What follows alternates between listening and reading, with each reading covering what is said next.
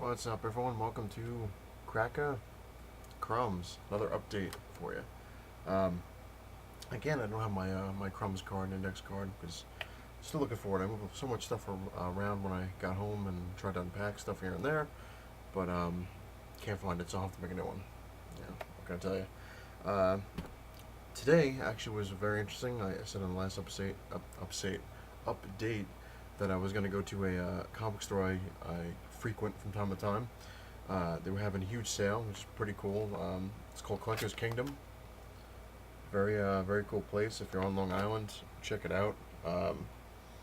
It's just awesome. The sale was today and tomorrow. It's 50% off on back issue comics, so I went a little crazy. Um, my fiance gave me some cash. She's like, "Go ahead, have fun."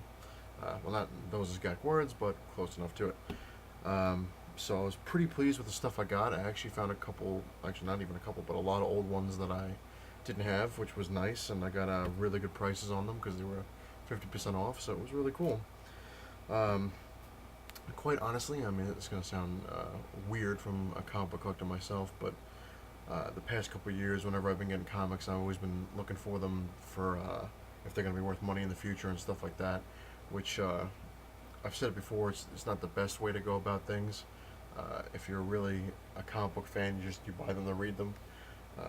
And quite honestly, uh, yesterday and today, are the first days in a couple of years that I actually just started collecting the comics to collect them and to get the stories and stuff that I liked. So shame on me, I was bad, but redeeming myself, definitely redeeming myself.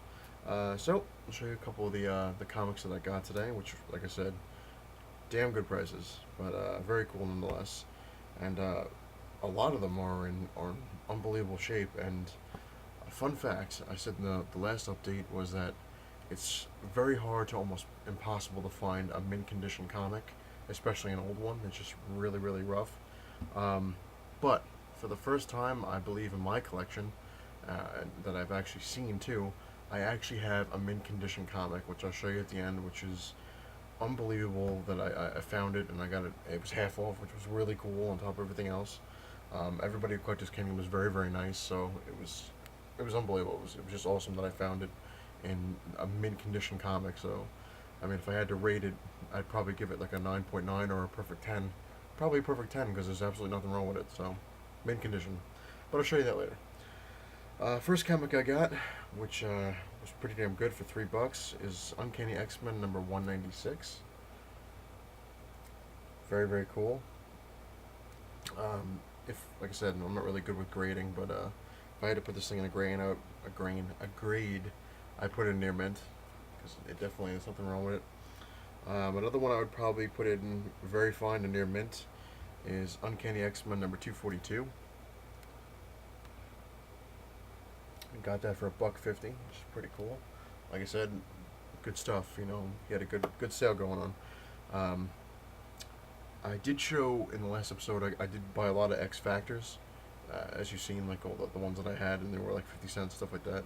Um, but I actually tracked down at this comic book store. I actually found kind of the missing links, which is pretty cool because the last Crumbs update I said I didn't have X Factor number 5, which is the first Prince Apocalypse, and found it. Oh yeah, love my first appearances. This was only $2, I believe, with the half off, so that's pretty damn good, considering, because I've seen these go online a lot more money than that, for a lot more than that. Losing it. This one is actually, I'd put this in near mint as well. Just good shape, very good shape. Um, this one I'd probably put in very fine to almost near mint. It's kind of there. X Factor number 41. Like I said, filling in the gaps. Which I actually can't wait to read these. Can't wait to go through them and read them. Um, but moving on, this was actually $1, half off. It was $2, so it was $1. Obviously half off if you know your math. Number 42 I got, X Factor, number 42. Very cool, another one for $1. This one was $1. Actually, I gotta start putting my grades in there because people get angry. This one I probably put in very fine condition because it's got a couple of bends in there and there. But this one I would put in fine condition because it's got the overlap, but it's X Factor number 43. Got it for $1. pretty much like cover price back in the day. X Factor number 45, I probably put it in fine condition because it's got a couple bends. But again, it was only $1. Very cool. Another one that I got for $1, which I'd probably put it in fine and near mint. It's really not that bad. X Factor number 46. Very cool. Another one. This one I got for $3, which I'd probably put in near mint. Very fun in near mint because it does have a couple bends. I just noticed a little bit. But the Spectacular Spider-Man number 151. Tombstone. His return. Now, like I said, how I love my first appearances, and not many people who know who the hell this guy is, but if you watch the animated series, you definitely know who he is. This is the first appearance of the Spot, which is Peter Parker and Spectacular Spider-Man number 98, which I probably put in fine to very fine condition because it does have a couple bends here and there. First appearance of the Spot. You get a look at what he really looks like in a second. I think I paid, it was $2 for this. Not bad. This one was another one that was $2. It's the can't talk. Spectacular Spider-Man number 99.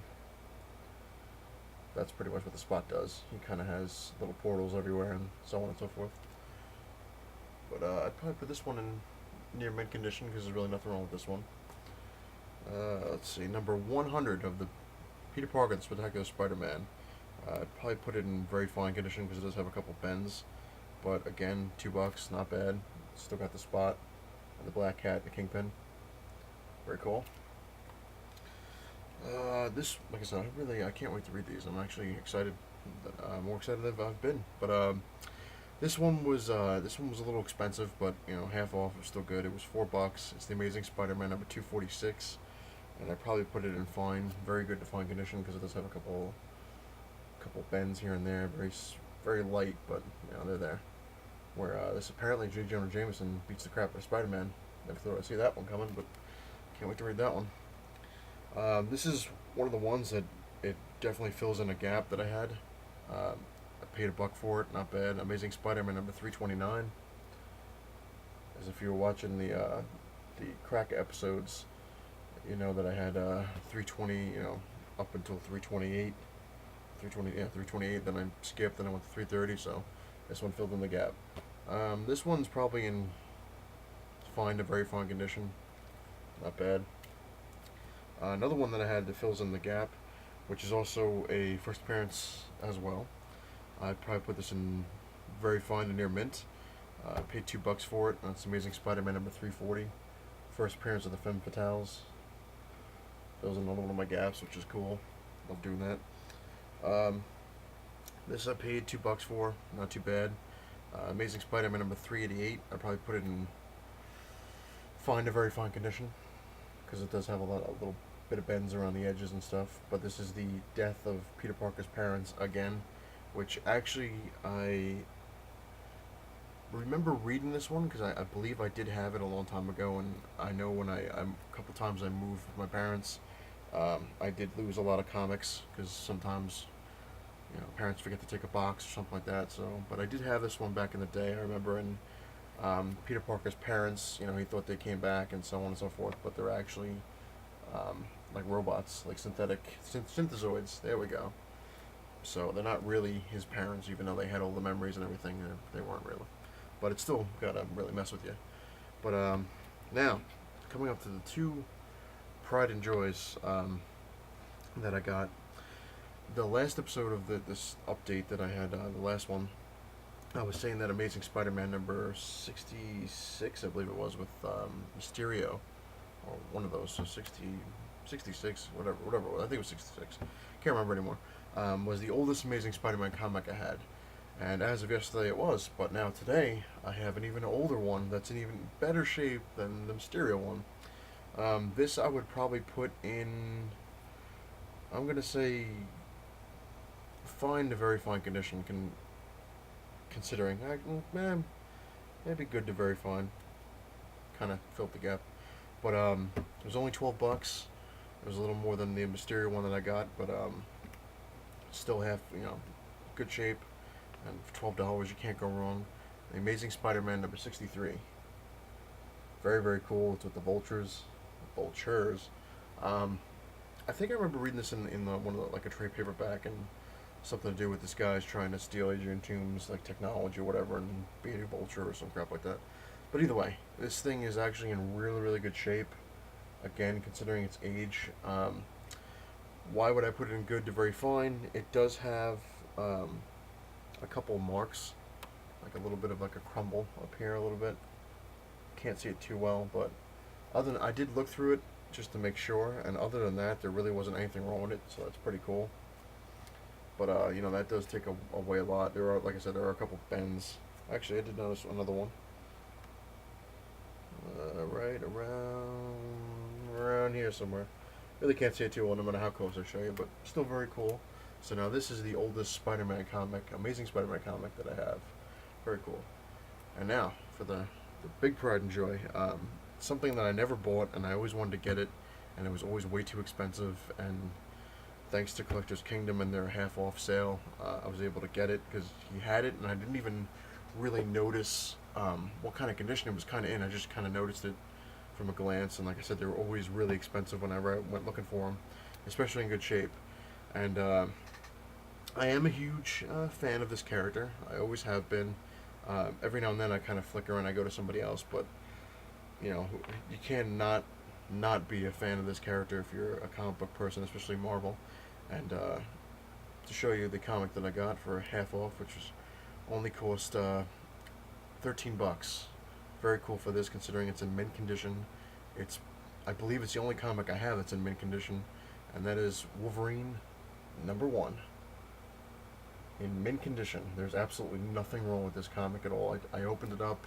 I was very gentle to take a look. There's no creases. There's no bends. There's nothing wrong with the insides. I've never seen a mint comic. Well, these are my collection, and this is it. And it's a Wolverine #1, which is really really cool. Like I said, I always saw it like online. It was always expensive as hell, like 30, 40, 50 bucks. You know, and that was for like crappier conditions than this is, and I got this for 13 with the half off. So it's very very cool. I'm very excited. I did read this one in the trade paperbacks, but the fact that I now own it, it's just awesome because I think I'm gonna actually try to get all the Wolverines now, because you gotta have some kind of a goal, I guess. Like before, I was trying to track down all the McFarlanes, which I did.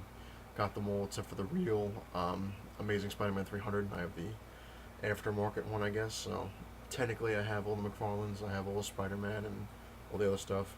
I think now I'm actually going to try to go after the Wolverines. I do have a lot of Wolverines, and you'll see them later on in the future parts of the Cracka comic episodes. But never had #1. I have his limited edition, but I never got the #1, and I had the other issues after. But it's just awesome to have #1 in my collection now. Very happy, very cool. Had a very fun day looking through all the comics and getting a good deal. And you know, my fiance never really watches the show, but you know, I'll throw out a thank you there because it's pretty much broke after Florida, and you know, and she felt kind of bad that I didn't get a chance to get a lot of old comics from the comic book store and, you know, on Islands of Adventure, because, you know, I was telling her, I was like, oh, if they have a lot of old comics, I'll get them. You know, it'll be really cool, and we'll have a really good collection. And because I always tell what's mine is hers and hers is mine, which I think it doesn't work with her on mine, because whatever's hers is hers and whatever's mine is hers. So I don't know how it really goes. But anyway, she threw some large amounts of cash my way and said, you know, just don't go too crazy, and try to get stuff that you really really want, and you know, just don't go nuts. So I didn't go too nuts. I did bring her back change, so that's a plus. But anyway, again, it's kind of like a free plug. Don't mind, because the people there are really cool and they hooked me up. So if you're on Long Island, if you go to Collector's Kingdom, you look them up. They're very very nice there. They give you good prices. They have a really big selection of stuff. I've mentioned them on an old couple episodes of Cracka. Like I said, the only problem I ever have with their store is it's too small. Like, it's just very compact. But other than that, awesome stuff.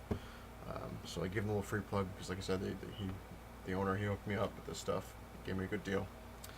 Anyway, those were the new comics that I've gotten today, and I'm actually in the process of filming part 3 or 4. I think it's actually part 4 of the comic book collection I was going to show you.